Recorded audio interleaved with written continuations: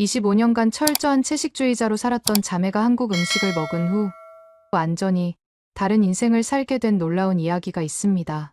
대대로 내려온 엄격한 채식 전통 때문에 부모와 1년 반 동안 등을 돌리고 살았던 하버드, 스탠포드 출신 자매의 경험담을 들려드리려고 해요.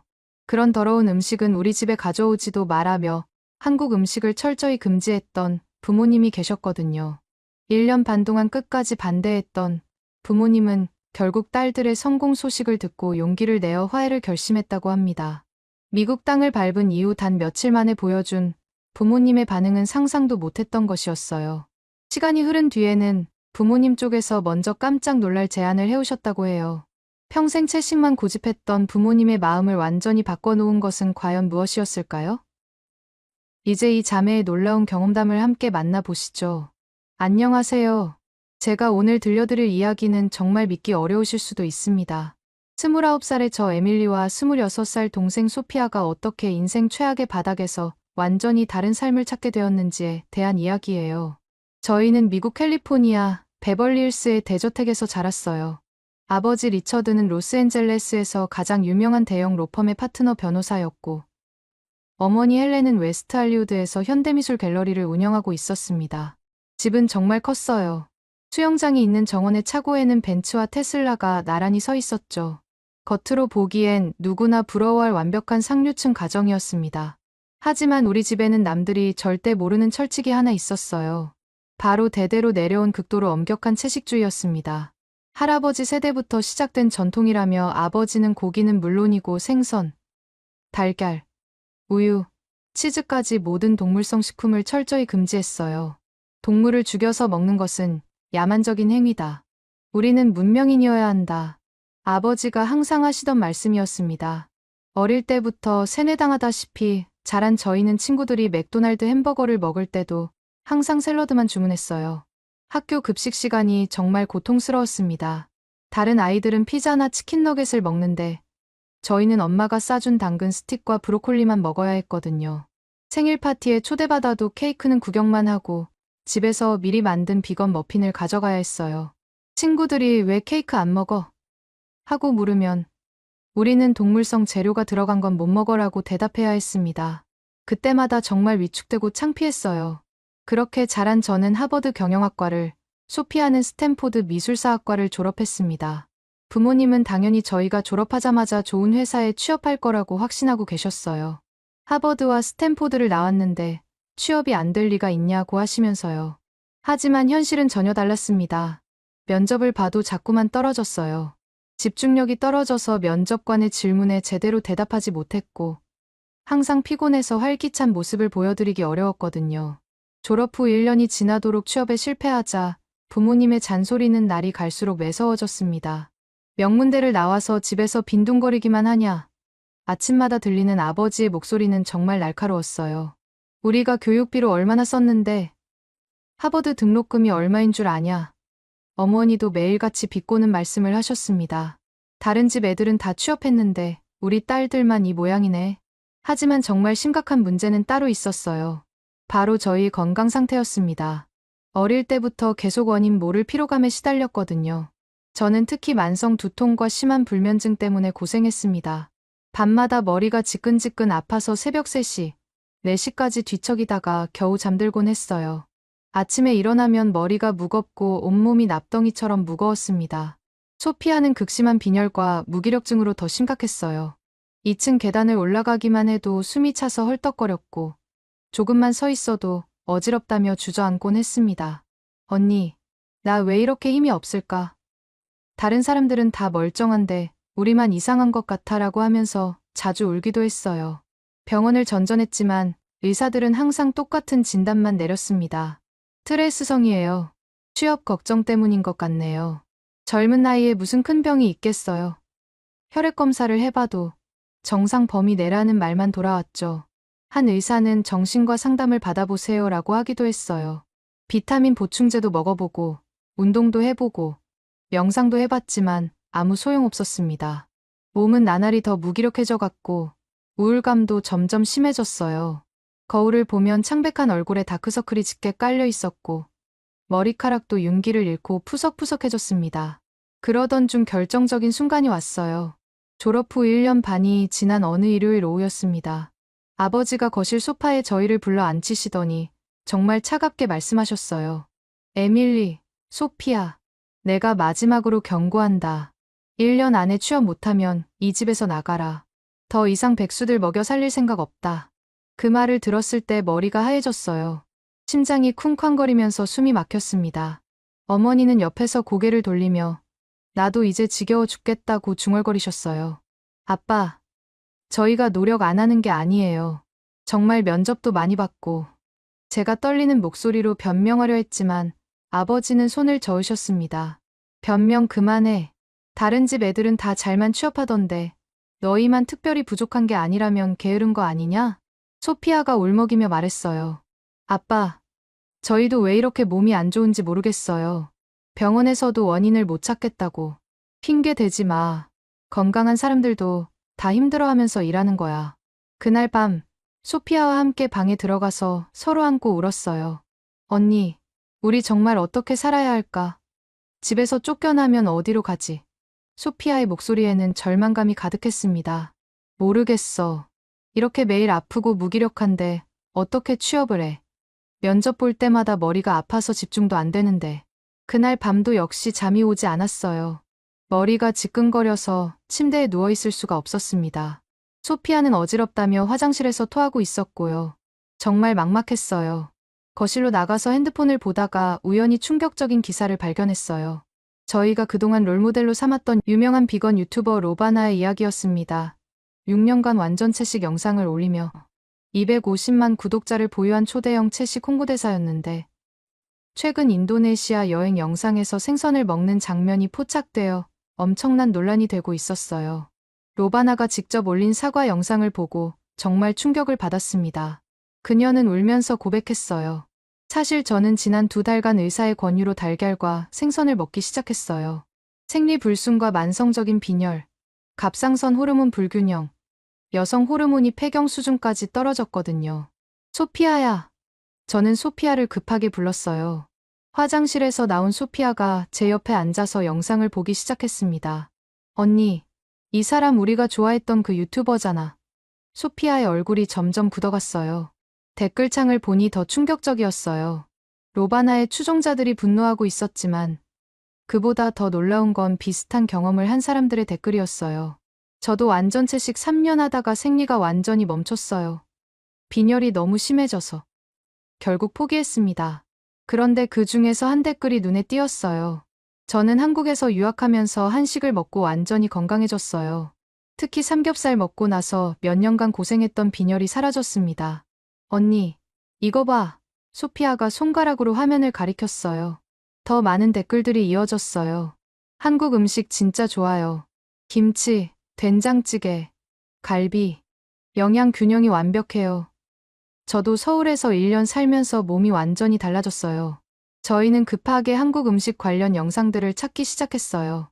그리고 한 영상에서 외국인이 한국 삼겹살을 처음 먹는 장면을 봤는데 정말 충격적이었어요. 지글지글 구워지는 삼겹살 소리, 쌈 채소에 싸서 먹는 모습, 그리고 그 사람의 행복한 표정. 언니, 저 음식 정말 맛있을 것 같지 않아? 소피아가 화면을 뚫어져라 보며 말했어요. 이어서 나온 한식 영상들은 더욱 놀라웠어요. 갈비찜, 불고기, 김치찌개, 된장찌개. 모든 음식에 고기와 채소가 조화롭게 어우러져 있었고 먹는 사람들의 얼굴은 정말 건강하고 활기차 보였어요. 한 영양학자가 나온 영상에서는 한국의 전통 식단은 동물성과 식물성 영양소가 완벽하게 균형을 이루고 있습니다. 특히 돼지고기의 해밀철과 비타민 B12는 여성에게 꼭 필요한 영양소예요라고 설명했어요. 소피아, 우리 지금까지 완전히 잘못 살아온 것 같아. 제 목소리가 떨렸어요.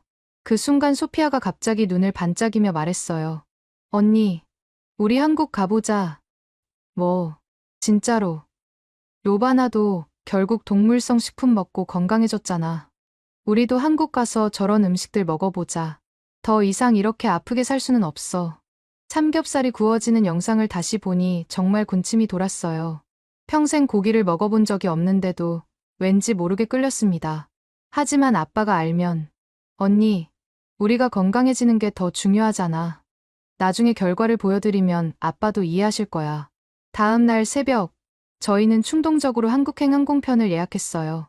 부모님께는 친구가 한국에서 교환학생 하고 있어서 잠깐 다녀올게요 라고만 말씀드렸습니다. 출발 전날 밤, 짐을 싸면서 한식 영상들을 다시 봤어요. 언니, 우리 정말 바뀔 수 있을까? 소피아가 희망 섞인 목소리로 물었어요. 그럴 거야. 이제 우리도 정직하게 살아보자. 그때만 해도 몰랐습니다. 이 여행이 저희 인생을 완전히 뒤바꿔 놓을 거라는 것을. 인천공항에 도착했을 때의 그 느낌을 아직도 생생하게 기억해요. 비행기에서 내리자마자 공기부터 달랐습니다. 뭔가 생동감 있고 활기찬 기운이 온몸으로 전해져 왔어요. 한글로 가득한 간판들, 들어본 적 없는 한국어 소리들. 모든 게 신기하면서도 왠지 모르게 반가웠습니다. 서울역에서 명동으로 향하는 지하철 안에서 소피아가 말했어요. 언니, 나 벌써 뭔가 다른 것 같아. 공기도 맑고 사람들도 건강해 보여. 정말 그랬어요. 지하철 안의 사람들을 보니 피부도 좋고 활력이 넘쳐 보였거든요. 명동거리에 나왔을 때는 정말 압도당했습니다. 온갖 음식 냄새가 뒤섞인 향기가 코끝을 자극했어요. 그런데 이상하게도 전혀 거부감이 들지 않았습니다. 오히려 배가 꼬르륵 소리를 내면서 뭔가 먹고 싶다는 생각이 들었어요.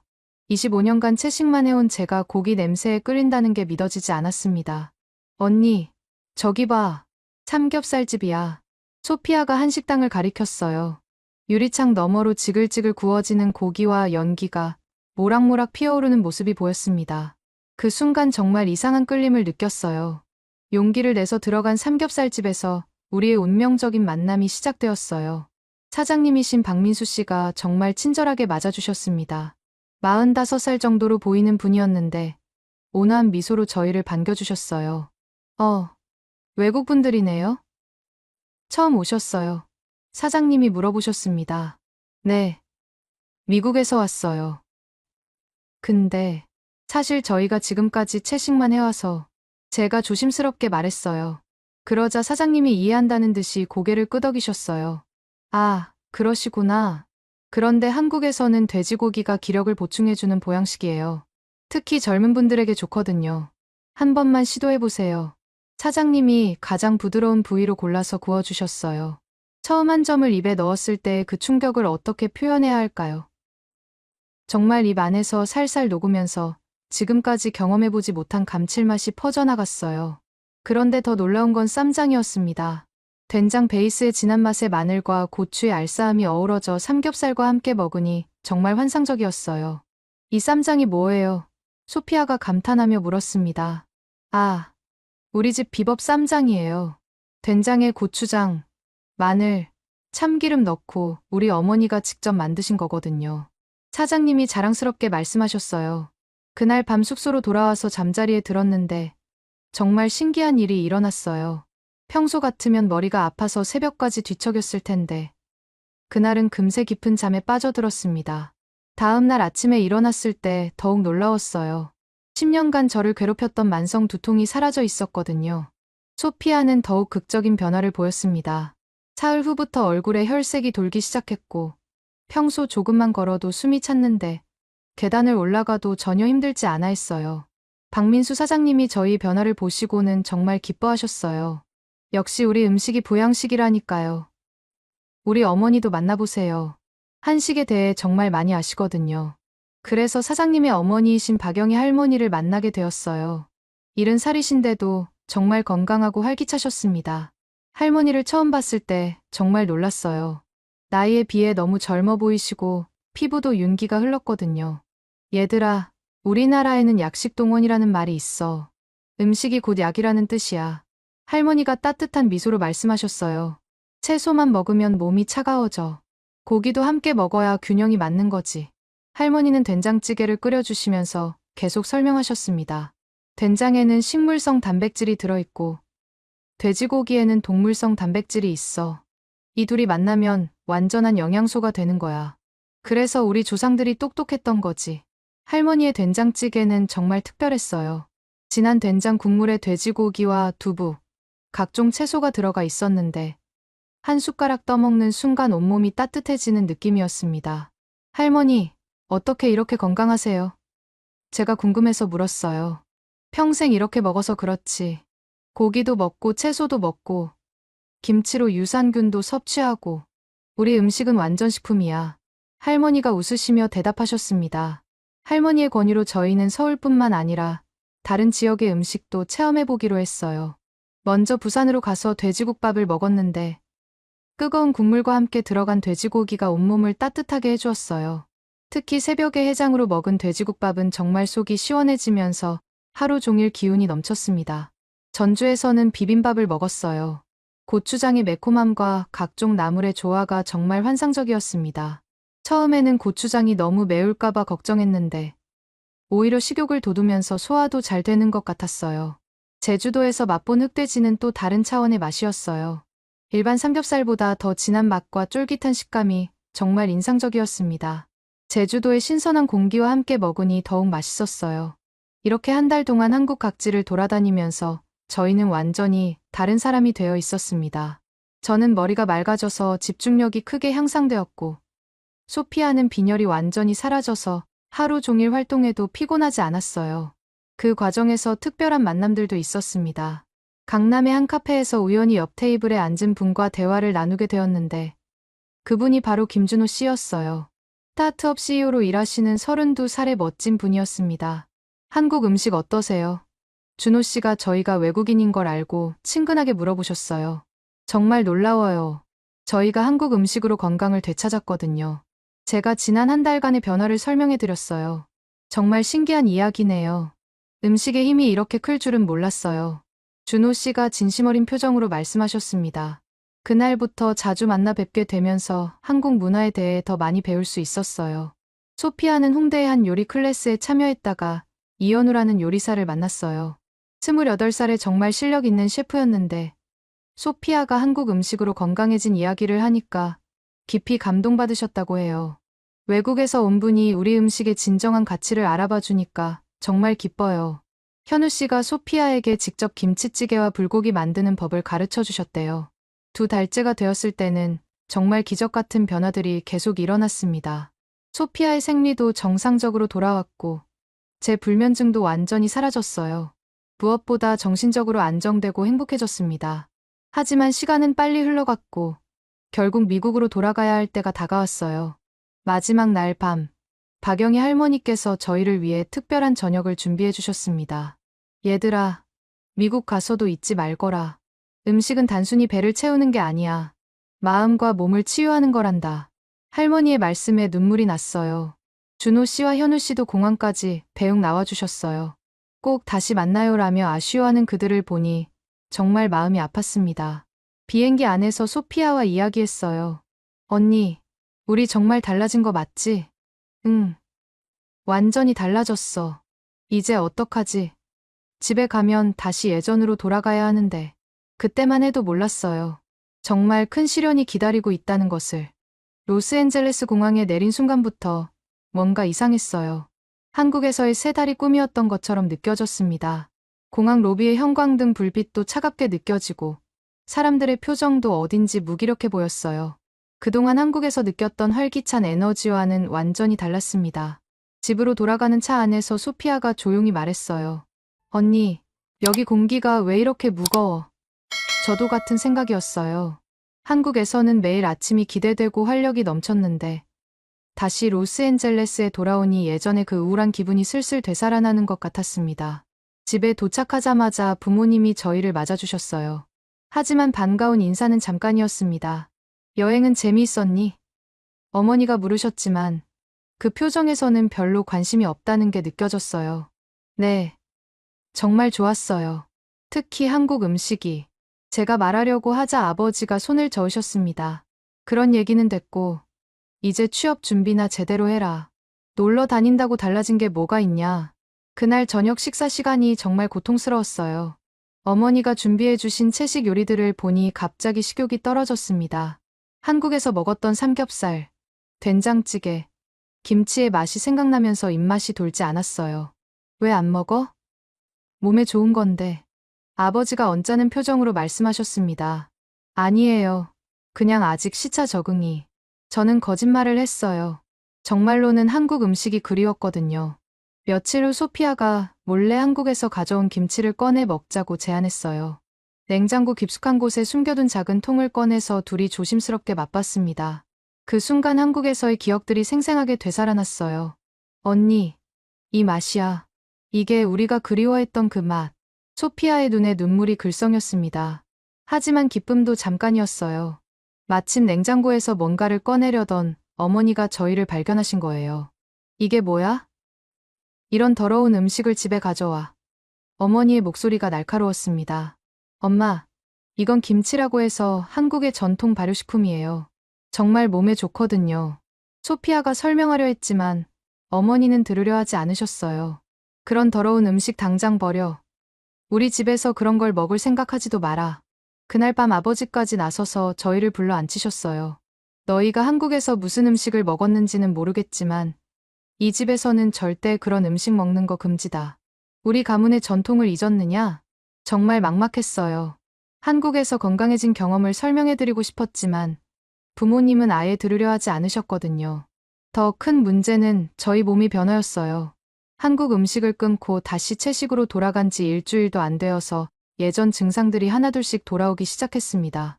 저는 다시 밤에 잠들기 어려워졌고 소피아는 아침에 일어나기 힘들어했어요. 언니, 왜 또 이렇게 되는 거야? 소피아가 창백한 얼굴로 물었습니다. 한국에서는 정말 괜찮았는데 2주가 지나자 상황은 더욱 심각해졌어요. 소피아는 다시 어지러움을 호소하기 시작했고 저는 만성 두통이 재발했습니다. 정말 믿을 수 없었어요. 불과 며칠 전까지만 해도 건강했던 저희가 이렇게 빨리 예전 상태로 돌아간다니. 그 와중에 준호 씨와 현우 씨로부터 영상통화가 왔어요. 한국 시간으로는 아침이었는데 둘 다 건강하고 활기찬 모습이었습니다. 에밀리 씨, 어떠세요? 미국 음식은 어때요? 준호 씨가 웃으며 물었어요. 정말 대답하기 어려웠어요. 그냥 적응 중이에요. 혹시 한국 음식이 그립지 않아요? 저희는 어제 삼겹살 파티했는데 에밀리 씨 생각이 많이 났어요. 준호 씨의 말에 눈물이 날 뻔했습니다. 소피아도 현우 씨와 통화할 때 비슷했어요. 소피아, 어떻게 지내? 혹시 김치찌개 만들어 먹어봤어? 현우 씨가 관심 있게 물었지만 소피아는 아직 재료를 구하지 못했어요라고 둘러댔습니다. 통화를 끝내고 나니 더욱 우울해졌어요. 한국에 있는 사람들은 건강하고 행복해 보이는데 저희는 점점 예전의 무기력한 상태로 돌아가고 있었거든요. 아버지의 압박도 더욱 심해졌어요.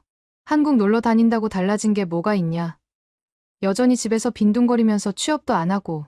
아빠, 저희 정말 열심히 이력서 넣고 있어요. 제가 변명했지만 아버지는 냉소적으로 웃으셨어요. 3달 동안 놀러 다녀서 정신이 더 빠진 것 같은데. 일주일 안에 면접 약속 잡아와라. 그런 상황에서 면접을 보러 다녔지만 결과는 참담했어요.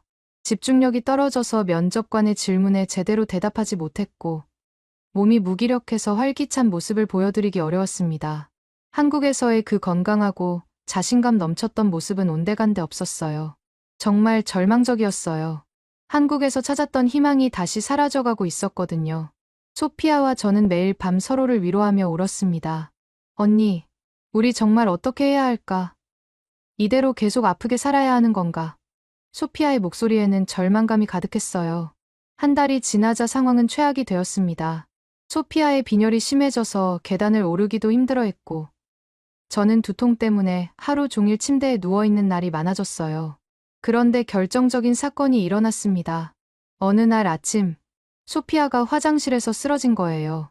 의식을 잃고 바닥에 누워있는 소피아를 발견했을 때 정말 심장이 멈추는 줄 알았습니다. 소피아야, 정신 차려. 저는 급하게 구급차를 불렀어요. 응급실에서 의사가 혈액검사 결과를 들고 나왔을 때 그 표정을 잊을 수 없어요. 정말 심각해 보였거든요. 환자분의 헤모글로빈 수치가 정상의 절반 수준입니다. 철분 결핍성 빈혈이 심각한 상태예요. 의사가 걱정스러운 표정으로 말했습니다. 어떻게 이런 일이? 어머니가 당황해 하셨어요. 혹시 식단에 특별한 제한이 있나요? 장기간 채식을 하신 분들에게 자주 나타나는 증상인데 식물성 철분만으로는 체내 흡수율이 낮아서 이런 결핍이 생길 수 있습니다. 그 순간 저는 모든 걸 깨달았어요. 의사의 말이 마치 벼락같이 머리를 쳤습니다. 우리가 찾던 답은 한국에 있었어. 하지만 동시에 절망감도 밀려왔어요. 부모님이 계시는 한 저희는 절대 한국 음식을 먹을 수 없을 테니까요. 그렇다고 다시 한국으로 갈 용기도 없었어요. 부모님께 더 큰 실망을 드릴 수는 없었거든요. 병원에서 돌아오는 길에 소피아가 조용히 말했어요. 언니, 나 이제 정말 확신해. 우리가 아픈 이유는 음식 때문이야. 나도 알아. 하지만 어떻게 해? 그때 소피아가 갑자기 눈을 반짝이며 말했어요. 언니, 우리가 한국에 갈 수 없다면 한국을 여기로 가져오면 어떨까? 무슨 말이야? 한국 식당을 차리는 거야. 우리가 직접. 정말 말도 안 되는 소리 같았지만 그 순간 가슴이 뛰기 시작했어요. 혹시 정말 가능할까요? 저희가 한국에서 경험했던 그 놀라운 변화를 다른 사람들과도 나눌 수 있을까요? 그날 밤 저희는 새벽까지 이야기했습니다. 정말 무모한 계획이었지만 이것만이 저희가 살 수 있는 유일한 길 같았어요. 그날 밤 저희는 정말 중대한 결정을 내렸어요. 부모님과 정면으로 맞서는 것이었습니다. 다음 날 아침 식사 시간에 저희는 용기를 내서 말씀드렸어요. 아빠, 엄마, 저희가 말씀드릴 게 있어요. 제 목소리가 떨렸지만 최대한 단호하게 말했습니다. 뭔데? 아버지가 차갑게 물으셨어요. 저희 한국 식당을 차리려고 해요. 소피아가 한 번에 말했습니다. 그 순간 식탁이 정말 조용해졌어요. 아버지의 얼굴이 점점 굳어지는 게 보였습니다. 뭐라고? 너희가 그런 더러운 음식을 파는 식당을 차린다고. 아버지의 목소리가 점점 커졌어요. 아빠, 그 음식 때문에 저희가 건강해졌어요. 소피아가 응급실에 실려간 것도 채식 때문이었고요.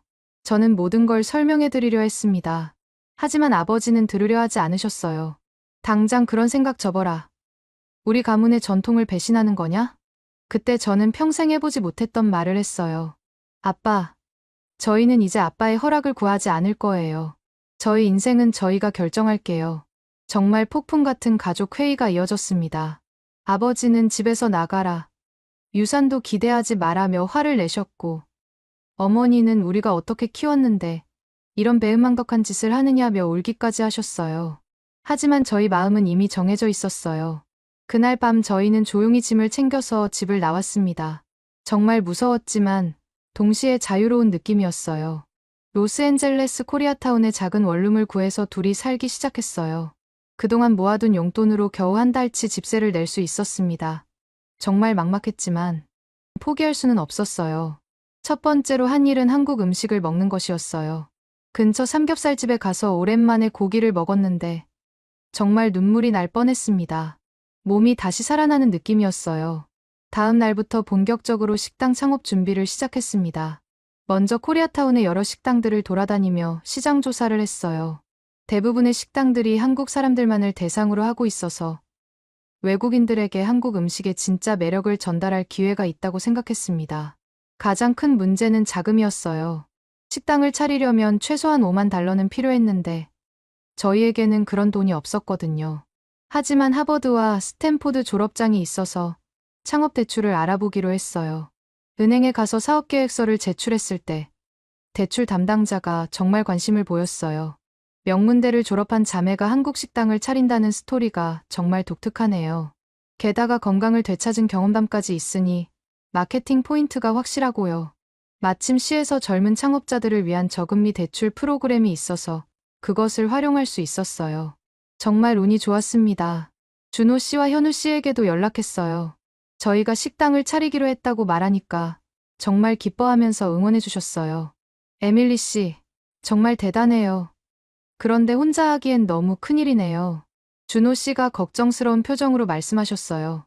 박영희 할머니께도 영상통화로 말씀드렸더니 정말 기뻐하시면서 레시피를 자세히 가르쳐 주겠다고 하셨어요.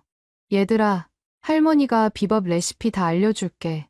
된장찌개, 김치찌개, 갈비찜. 영상으로 하나하나 가르쳐 줄 테니까 걱정 마라. 그렇게 매일 밤 할머니와 영상통화를 하면서 한식 요리를 배웠어요.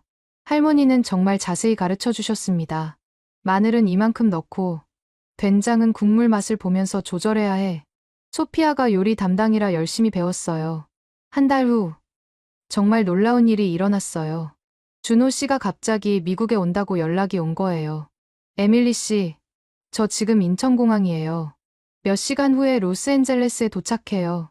준호 씨의 목소리에 설렘이 가득했어요. 정말요? 갑자기 왜? 저는 심장이 뛰었습니다. 그동안 너무 보고 싶었어요. 그리고 에밀리 씨가 이렇게 큰일을 시작한다니까 혼자 둘 수 없잖아요. 제가 도와드릴게요. 현우 씨도 마찬가지였어요. 소피아에게 전화를 걸어서 소피아 때문에 잠을 못 자겠어요. 저도 미국으로 갈게요라고 하셨대요. 정말 믿을 수 없었어요. 사랑하는 사람들이 저희를 위해 한국에서 날아온다니. 공항에서 준호 씨를 만났을 때 정말 감격스러웠어요. 몇 달 만에 보는 준호 씨는 더욱 멋있어 보였습니다.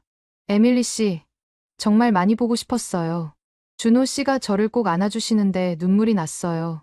현우 씨도 다음날 도착하셔서 소피아와 정말 감동적인 재회를 했어요. 소피아, 당신 없이는 요리에도 맛이 없어요. 현우 씨의 말에 소피아가 울먹였어요. 이제 정말 든든한 팀이 되었습니다.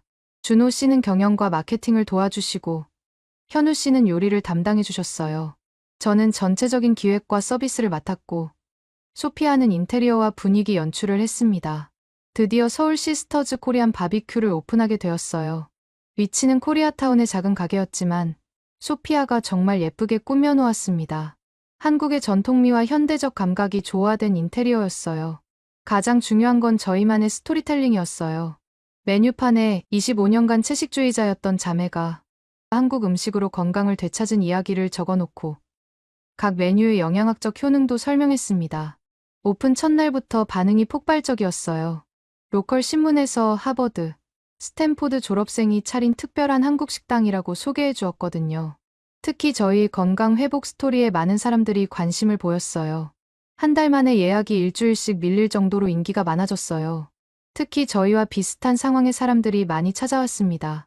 영양 결핍으로 고생하던 분들이 저희 음식을 먹고 건강해지는 모습을 보니까 정말 보람찼어요. 반년 후에는 더 큰 매장으로 이전해야 했어요. 손님이 너무 많아서 기존 가게로는 감당이 안 됐거든요. 그리고 1년 후에는 정말 꿈 같은 일이 일어났어요. 샌프란시스코에 두 번째 지점을 열게 된 거예요. 에밀리, 우리가 정말 해냈네. 소피아가 새 매장 열쇠를 받으며 감격스러워했어요. 더욱 놀라운 건 미디어의 관심이었어요. CNN에서 음식이 바꾼 인생이라는 제목으로 저희를 소개했고, 로스앤젤레스 타임즈에서는 일면에 저희 이야기를 실어주었어요. 사업이 안정되고 경제적으로 여유가 생기자 저희 마음에는 한 가지 소원이 생겼어요. 바로 부모님과의 화해였습니다. 집을 나온 지 1년 반이 지났지만 여전히 부모님이 그리웠거든요. 언니, 우리 이제 부모님께 찾아가 볼까? 소피아가 조심스럽게 제안했어요. 나도 그 생각을 하고 있었어. 이제 우리가 성공했다는 걸 보여드릴 수 있잖아. 저도 같은 마음이었습니다. 그래서 저희는 정말 오랜만에 베벌리힐스 집으로 향했어요. 차 안에서 긴장되는 마음을 달래며 준비해온 것이 있었습니다. 바로 그동안 한 번도 드리지 못했던 용돈이었어요. 사업이 잘 되면서 모아둔 돈 중 일부를 부모님께 드리고 싶었거든요. 집 앞에 서니까 정말 마음이 복잡했어요. 1년 반 전에 화가 나서 나온 그 집이 이렇게 그리울 줄 몰랐습니다. 초인종을 누르자 어머니가 나오셨어요. 저희를 보시는 순간 어머니의 표정이 놀라움과 기쁨, 그리고 복잡한 감정들로 가득해졌습니다. 에밀리, 소피아? 어머니의 목소리가 떨리고 계셨어요. 엄마, 저도 눈물이 나려고 했어요. 아버지도 나오셨는데 저희를 보시고는 한동안 말씀을 못 하셨어요. 그 사이 어색한 침묵이 흘렀습니다. 들어와. 아버지가 먼저 말씀하셨어요. 목소리가 예전보다 훨씬 부드러웠습니다. 거실에 앉아서 이야기를 시작했어요. 아빠, 엄마, 그동안 어떻게 지내셨어요? 소피아가 조심스럽게 물었습니다. 너희들 걱정만 했지. 어머니가 눈물을 글썽이시며 말씀하셨어요. 신문에서 너희 기사 봤어. 정말 자랑스럽더라. 신문에서 보셨어요? 저는 놀랐어요. 물론이지. 딸들이 이렇게 큰일을 해냈는데 모를 리가 있나. 아버지도 웃으시며 말씀하셨습니다. 처음엔 화가 났지만 시간이 지나면서 너희가 옳았다는 걸 깨달았어. 정말 뜻밖이었어요. 부모님이 저희 소식을 계속 지켜보고 계셨던 거예요. 아빠, 엄마, 정말 죄송해요. 그때 너무 무례하게 행동했어요. 제가 고개를 숙이며 사과했습니다. 아니야, 우리가 미안해. 너희 말을 들어주지도 않고 고집만 부렸어.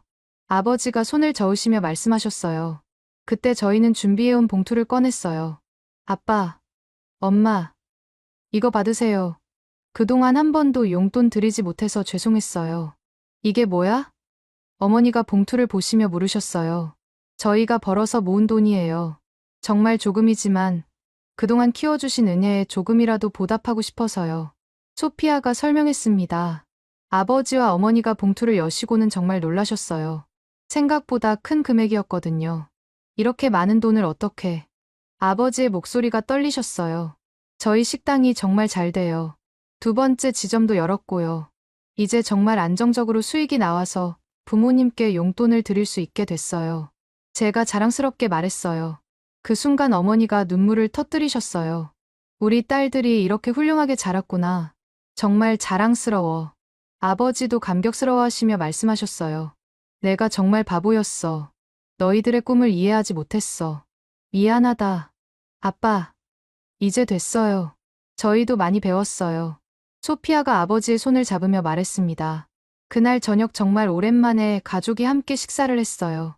저희가 직접 만든 한국 음식을 가져왔는데 부모님에게는 정말 큰 도전이었습니다. 얘들아, 우리는 평생 채식만 해왔는데 아버지가 망설이시며 말씀하셨어요. 아빠, 저희도 처음엔 그랬어요. 25년간 채식만 하다가 한국에서 처음 고기를 먹을 때 정말 어려웠거든요. 제가 이해한다는 듯이 말했어요. 어머니도 걱정스러운 표정이셨어요. 하지만 우리 가문의 전통이 엄마, 딸들이 이걸로 건강해졌다고 하는데 한 번만 먹어볼까요? 아버지가 먼저 마음을 여시는 것 같았어요. 소피아가 조심스럽게 권했어요. 정말 작은 한 점만 드셔보세요. 저희가 어떻게 변했는지 이해하실 수 있을 거예요. 아버지가 정말 조심스럽게 삼겹살 한 점을 드셨어요. 평생 채식만 하시던 분이 고기를 드시는 모습을 보니까 정말 감격스러웠습니다. 생각보다 거부감이 없네. 아버지가 놀라며 말씀하셨어요. 어머니도 용기를 내서 작은 한 점을 드셨어요. 정말 이상해. 왜 이렇게 맛있는 거지? 이게 그 유명한 삼겹살이구나. 너희들이 이것 때문에 건강해진 거구나. 아버지가 신기해하시며 말씀하셨어요. 그날 밤 정말 진심 어린 대화를 나눴어요. 그동안의 오해도 풀리고 서로를 이해하게 되었습니다. 무엇보다 부모님이 저희 선택을 인정해 주시고 자랑스러워해 주시는 게 가장 기뻤어요. 이제 정말 자랑스러운 딸들이야 용돈까지 갖다 주고. 아버지가 웃으시며 말씀하셨어요. 그리고 준호 씨는 정말 낭만적으로 프로포즈를 해주었어요. 에밀리, 당신이 용기를 내서 새로운 삶을 선택한 것처럼 저도 당신과 함께 새로운 인생을 시작하고 싶어요. 삼겹살을 구워주면서 하신 프로포즈에 정말 감동받았어요. 현우 씨도 소피아에게 소피아가 있어서 제 요리가 완성돼요. 평생 함께 해주세요 라며 프로포즈를 하셨고요. 지금 저희는 정말 행복합니다. 레스토랑은 서부 지역 최고의 한국 음식점으로 인정받고 있고 세 번째 지점까지 준비 중이에요. 무엇보다 많은 사람들이 저희 음식을 통해 건강을 되찾는 모습을 보는 게 가장 뿌듯해요. 아빠가 백수라고 했을 때는 정말 절망적이었는데 제가 말하자 소피아가 웃으며 대답했어요. 이제 우리가 성공한 사업가가 됐네. 둘이 함께 외쳤어요. 서울 시스터즈 포에버. 음식이 정말 사람을 바꿀 수 있다는 걸 저희가 증명해낸 거예요. 오늘의 이야기는 여기까지입니다. 마음에 드셨다면 구독과 좋아요 잊지 말고 한 번씩 눌러주세요. 소중한 시간 함께 해주셔서 진심으로 감사드리고 앞으로도 더 깊은 이야기로 여러분을 찾아뵐게요. 오늘 찾아뵐게요. 오늘 찾아뵐게요. 오늘 찾아뵐게요. 오늘 찾아뵐게요.